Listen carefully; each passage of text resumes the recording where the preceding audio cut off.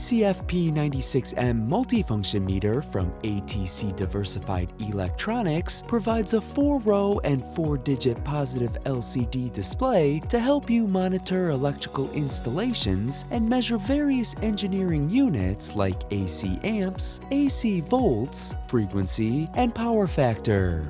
CE and cULus approved, the VCFP96M has a max input signal of 519 volts, 6 amps, and has a power supply range of 100 to 240 volts AC and can reliably operate in temperatures of 14 to 131 degrees Fahrenheit.